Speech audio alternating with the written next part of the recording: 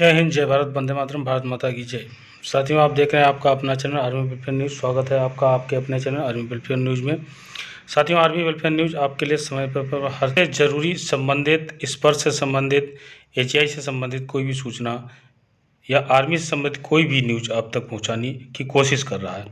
आज मैं आपको बताऊँगा, ये एक व्हाट्सएप के माध्यम से एक मेरे साथी ने ये एक मैसेज भेजा है और उन्होंने पूछा है क्या ये सही है या गलत है। तो इसको मैंने पढ़ा तो इसमें मुझे कुछ चीज़ें गलत लगी। एग्जैक्ट क्या न्यूज़ है मैं आपको फैक्ट के साथ में बताऊंगा। मैंने जानकारी की, मैंने देखा, मैं चेक किया और पता लगा मुझे जैसा कि, तो मैं वो आपको जानकारी, ये आप लेटर देख रहे होंगे, इसके माध्यम से आपको दूंगा। तो उससे पहले मैं आप सभी से कहूँगा कि आप सभी वीडियो पे बने रहिएगा, स्किप ना करें, पूरा देखें, उसके बाद में ही आपको पता लगेगा। क्योंकि जानकारी के अभाव में हमारे पास हमें लाखों रुपए का नुकसान करते हैं। आपको मैं बताता हूँ क्या है ये न्यूज़, क्या है ये सूचना।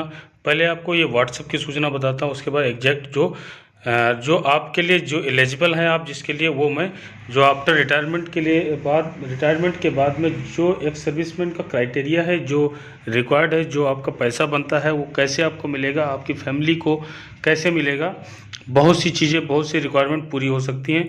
तो मैं आपको ये बताता हूँ। आप देखिए यहाँ पे लिखा है सूचना, सर्विस में रहते सैनिक का आर्मी ग्रुप इंश्योरेंस के लिए फंड काटा जाता है और इसकी शर्तों के अनुसार इसमें 2 शर्तें लागू होती है, एक सेवा का समय और दूसरी सेना से सेवानिवृत्ति के बाद। तो ये सभी को पता है, सभी जवान सिर्फ अपनी सेवानिवृत्ति की ही राशि लेकर बैठ जाता है, परंतु ये इंश्योरेंस जवानों की 60 वर्ष आयु तक या रिटायर के 30 वर्ष बाद तक होता है। इसलिए घर में अपने परिवार, पत्नी, बच्चे के संज्ञान में ये बात जरूरी देनी है कि अगर भूतपूर्व सैनिक की मृत्यु 60 वर्ष या रिटायर के 30 वर्ष तक हो जाती है, तो उदाहरण के लिए रिटायरमेंट से 30 वर्ष के अंदर या 50 वर्ष में रिटायर हुए, मृत्यु 80 वर्ष तक हुआ तो भी एजीआई का पैसा मिलेगा। तो इसमें यहाँ कुछ समय सीमा की गड़बड़ी है, गलत है, वो मैं आगे बताऊँगा। इसके लिए पत्नी को एक प्रार्थना पर जिला सैनिक बोर्ड को माध्यम से संलग्न दस्तावेज, मृत्यु प्रमाण पत्र, पहचान पत्र और बैंक की डिटेल, आधार कार्ड एवं अन्य एजीआईएफ भवन नई दिल्ली को प्रेषित करें। एजीआईएफ आपको 5 लाख की राशि प्रदान करेगा। इस राशि को अज्ञानता के कारण नहीं लिया जा रहा है, बिल्कुल सही बात है। और उसके साथ में जो एक्चुअल आपको क्या डॉक्यूमेंट लगेगा वो डॉक्यूमेंट मैं आपको बताऊँगा। इसमें कुछ डॉक्यूमेंट नहीं है और क्या क्या डॉक्यूमेंट आपको भेजना रहता है। तो आगे देखिए, ये जानकारी आप अपने पहचान के भूतपूर्व सैनिकों को भी दें ताकि वह लाभ ले सके। ये जानकारी आपको एजीआईएफ स्वयं नहीं बताएगा, आपके पूछने पर ही देगा। बाकी जानकारी आप एजीआईएफ से भी ले सकते हैं। जय हिंद, जय भारत, पूर्व सैनिक पेंशन सेवा समिति। तो ये सही है। इसमें कुछ चीज़ें जो समय सीमा की पाबंदी है, कुछ समय सीमा गलत है, और उसके बाद में कुछ डॉक्यूमेंट क्या है, रिक्वायर्ड डॉक्यूमेंट, वो मैं आपको अभी एग्जैक्ट जो इस न्यूज़ है, जो लेटर है, उसके माध्यम से बताऊंगा। बिल्कुल स्किप ना करें, वीडियो पूरा देखें। तो ये आप देखिए यहाँ ऊपर लिखा हुआ है army group insurance fund benefit after retirement, extended insurance AI scheme, medical benefit scheme, social security deposit SSD scheme. तो मैं आपको इंश्योरेंस कवर के बारे में बताऊंगा। इसमें यहाँ पे आप देखिए लिखा हुआ है insurance cover after retirement under extended insurance EI scheme. Compulsory group EI scheme was introduced in 1981 with the aim of providing life insurance cover without any maturity benefit to the retiring army personnel up to a specified period and amount of charging one time non-refundable subscription. The scheme provided the specified insurance amount to NOK in case of death of the member within the period of cover as given in the certified issued to each member. It is a term insurance scheme and does not have any saving surviving benefit. However, member joining the scheme 31st July 2010 will be eligible for refund of one-time premium on survival of the validity period. The scheme has undergone periodic review and the current ongoing scheme are as given below. तो आपको ये नीचे आपको बताऊंगा कि क्या आपको समय सीमा है और किसके लिए क्या क्या एलिजिबिलिटी है। तो यहाँ पे देखिए आपको किस किस समय पे क्या एलिजिबिलिटी रही है इसकी। तो पहला आप यहाँ देखिए, ये ऑफिसर्स के लिए है और ये वार्स के लिए। तो देखिए ऑफिसर्स को पता हो जाता है और वो अपना क्लेम ले लेते हैं, हमारे JCO ORC रह जाते हैं। तो आपको मैं यहाँ पे बताता हूँ। देखिए फर्स्ट में आपको देखा 1 अप्रैल टू 30 जून 99, ऑफिसर्स 2 लाख और JCO OR 1 लाख, यानी 20 years after retirement or 70 year of age whichever is earlier. ये क्राइटेरिया, इसके बारे में मैं लास्ट में आपको बताऊंगा कि क्या है इसका जो फाइनल जो अभी आपके लिए लागू हुआ है। नेक्स्ट आप यहाँ देखिए 1 जुलाई 99 टू 30 दिसंबर 2004 3 लाख और JCO OR के लिए 1.5 लाख, यानी कि ऑफिसर्स के लिए 3 लाख और JCO OR के लिए 1.5 लाख। इसमें अमाउंट बढ़ाया गया और समय सीमा सेम रही। उसके बाद 31 दिसंबर 2004 टू 29 जून 2009 यहाँ पर जो है अमाउंट बढ़ाया गया, ऑफिसर्स 4 लाख और JCO OR के लिए 2 लाख, यहाँ समय सीमा सेम है। उसके बाद 30 जून 2009 टू 30 दिसंबर 2013, यानी कि इंश्योरेंस के और ऑफिसर्स के लिए 6 लाख और JCO OR के लिए 3 लाख, इसमें अमाउंट बढ़ाया गया। उसके बाद समय सीमा सेम है। उसके बाद नेक्स्ट जो है 31 दिसंबर 2013 टू 31 दिसंबर 2014, ऑफिसर्स 10 लाख और JCO OR 5 लाख, इसमें भी अमाउंट बढ़ा दिया गया और उसके बाद समय सीमा सेम रही। उसके बाद नेक्स्ट जो आया है 2014 के बाद, यानी कि 1 जनवरी 2015 ऑनवर्ड, यानी कि अभी तक, तो जो ऑफिसर्स के लिए 10 लाख और JCO OR के लिए 5 लाख है, इसमें जो है समय सीमा जो है चेंज कर दी गई। देखिए यहाँ पर समय दिया 30 years after retirement or 80 years of age whichever is earlier. तो कहने का मतलब है आफ्टर रिटायरमेंट, यानी कि जिस डेट से आप रिटायर हुए हैं उस डेट से लेकर और 30 साल के बाद, यानी कि आफ्टर 30 ईयर, यानी कि 30 साल के बाद आपकी डेथ होती है तो आपको जो है ये क्लेम JCO OR को 5 लाख, ऑफिसर्स को 10 लाख मिलेगा।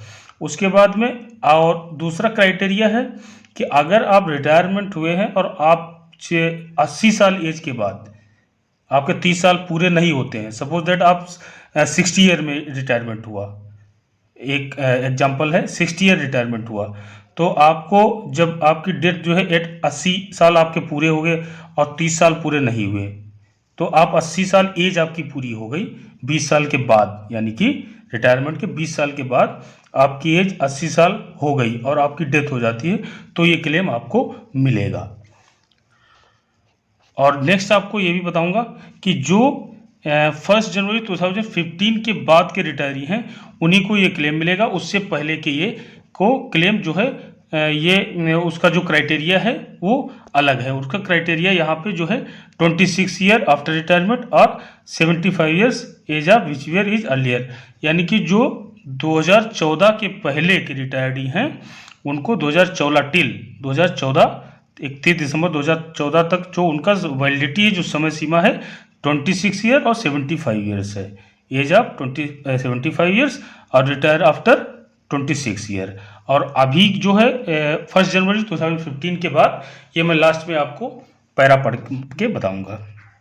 उसके बाद यहाँ पे आप देखिए क्लेम आपको कैसे, procedure of claim of EI benefit, ये procedure of claim EI benefit कैसे करेंगे, कौन कौन सा document, following document are required to be forward by NOK।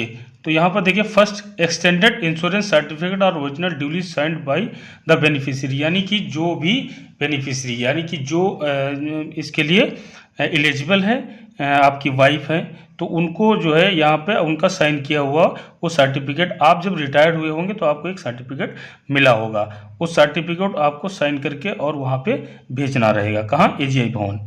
यहाँ पे देखिए नेक्स्ट में affidavit and indemnity bond in case of loss of original EI certificate, यानी कि अगर आपका EI सर्टिफिकेट गुम हो गया है, जो फर्स्ट में आपको मिलता है एक्सटेंडेड इंश्योरेंस सर्टिफिकेट, वो अगर गुम हो जाता है तो उसके लिए आपको एक एफिडेविट जो है बनवाना होगा। नेक्स्ट आप देखिए यहाँ पे लिखा है डेथ सर्टिफिकेट, एक डेथ सर्टिफिकेट, अगर आपकी डेथ हो जाती है तो आपको आपकी वाइफ को आपका डेथ सर्टिफिकेट बनवा के सबमिट करना होगा। नेक्स्ट आप देखिए यहाँ पे लिखा हुआ है affidavit to claim extended insurance benefit, उसके बाद एफिडेविट आपको एक्सटेंडेड इंश्योरेंस बेनिफिट क्लेम के लिए एक एफिडेविट बनवाना होगा। उसके बाद नेक्स्ट आप यहाँ पे देखिए indemnity bond for the beneficiary widow और एग्जाम्प्टेड, यानी कि indemnity bond from the beneficiary, यानी widow are exempted. Next, bank detail along with IFSC code for the electronic transfer of dues. तो आपको बैंक डिटेल आपको अपनी IFSC कोड के साथ में भेजनी होगी। उसके बाद फैमिली डिटेल। नेक्स्ट में आप देखिए कंसेंट सर्टिफिकेट। उसके बाद death confirmation and seat roll data from record office, यानी कि रिकॉर्ड ऑफिस, अभी आपको रिकॉर्ड ऑफिस जाने की जरूरत नहीं है, आप स्पर्श की साइट पे जाके आपको सीट रोल डाउनलोड करके वो भी आप भेज सकते हैं। और आपको अगर सीट रोल डाउनलोड करना नहीं आता तो आप हमें कमेंट में बताएं, हम आपका उसके वीडियो एक बना के जारी कर देंगे, आप सभी को पता लग जाएगा। नेक्स्ट आप देखिए first information report, post mortem report. तो ये आपको अगर उसकी फर्स्ट इंफॉर्मेशन रिपोर्ट एक होती है, अगर आपके सपोज दैट एक्सीडेंट हुआ या कोई ऐसी चीज़ हुई है और उसका एक पोस्टमार्टम जो रिपोर्ट होता है वो रिपोर्ट आपको वहाँ पे भेजनी रहेगी। नेक्स्ट आप देखिए telephone mobile number of beneficiary, जो भी आपकी वाइफ है उनको अपना मोबाइल नंबर उनको भेजना रहेगा। अब यहाँ पे देखिए लिखा army group insurance fund extended insurance EI scheme provided insurance cover to servicemen after leaving the service. It provided insurance cover for a period of 26 years after retirement or 75 years of age, whichever is earlier. The amount is received by the family of ex-serviceman in case of his demise. और last में आप देखिए लिखा हुआ यहाँ पे the amount has been recently revised and is now 10 lakh rupees for officers and 5 lakh rupees of PBOR for all those who join the scheme after 1st Jan 2014, यानी कि जो 1 जनवरी 2014 के बाद में रिटायर्ड हुए हैं उनको ये एलिजिबिलिटी है। उसके बाद बाकी जो पहले के रिटायरी हैं for those who joined earlier the amount will remain at the earlier rate of 6 lakh and 3 lakh of officers and PPOs respectively। तो जो पहले की रिटायरी हैं उनको जो है 6 लाख ऑफिसर्स के लिए और 3 लाख ओआरस के लिए मिलेगा। उम्मीद करता हूं ये आपको पता लग गया होगा क्या एलिजिबिलिटी है, कितना पैसा आपको मिलेगा और किस किस को मिलेगा।